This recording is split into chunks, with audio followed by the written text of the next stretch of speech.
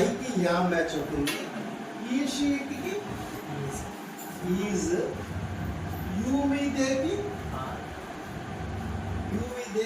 Are.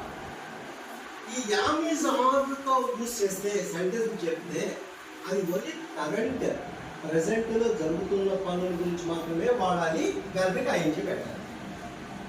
For example, నువ్వు హాస్టల్లో ఉంటున్నావు హైదరాబాద్లో, ఏం చెప్తావు?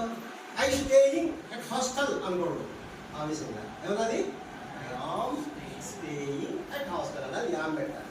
ఎందుకంటే యామ్ అంటే యామ్ అనేది ఒక సపోర్టింగ్ వర్డ్, ప్రెసెంట్లో జరుగుతున్నది అనే భావం వస్తుంది. తెలుగులో కూడా ఉంటుంది, నేను హాస్టల్లో ఉంటూ ఉన్నాను.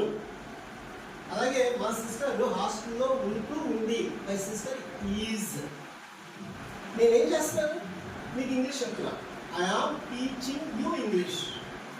I am teaching you English అంటే ఇప్పుడు మీకు నేను ఇంగ్లీష్ నేర్పిస్తున్నాను, నేర్పిస్తూ ఉన్నాను. ఇంకోటి, నేను నేర్పిస్తున్నాను అని చెప్తే అది ఎంతసేపటి నుంచో లేదా ఎంతకాలం నుంచో నేర్పిస్తున్నాను అనే విషయం మీకు తెలుస్తుందా? Do you know? Can you figure out?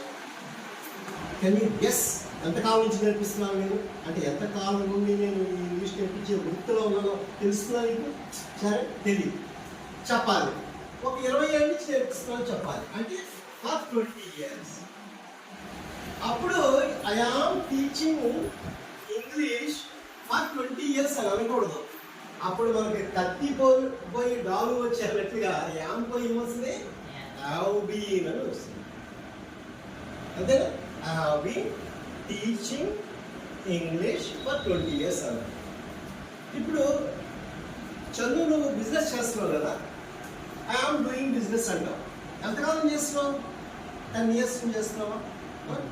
I have been అనాలి, కానీ I am doing business for 20 years 10 years 5 years అనకూడదు. ఎందుకంటే ఏం చేస్తున్నావు? పాస్ట్లో ఎంతకాలం అయిందో కూడా యాడ్ చేస్తున్నావు. దాన్ని మనకి present continuous plus past experience అన్నాం.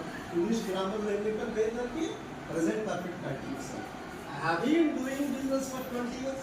I have been teaching English for 10 years.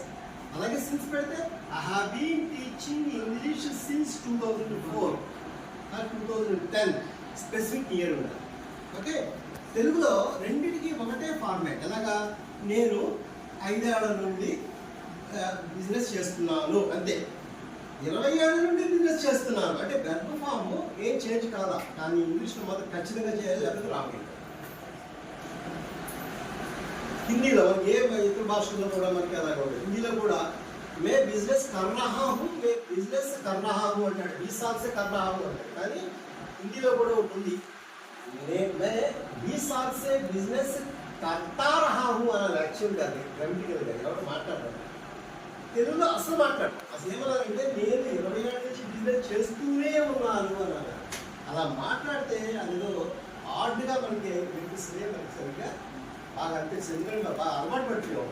So present కంటిన్యూస్కి ప్రెసెంట్ పర్ఫెక్ట్ కంటిన్యూస్ అంటే ప్రస్తుతం జరుగుతుంది, అలాగే ఎప్పటి నుంచో జరుగుతుంది అని చెప్పే రెండింటికి ఆ వేరియేషన్ ఇంగ్లీష్లో చూపించాలి, లేకపోతే రాంగ్ అవుతుంది.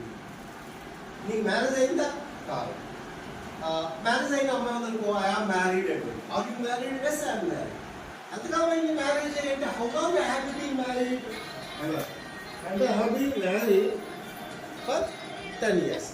10 ఏళ్ల నుంచి 10 ఏళ్ళు అయింది నాకు వివాహం అని చెప్పాలంటే హావ్ బీన్ తగ్గించాలి. Have been married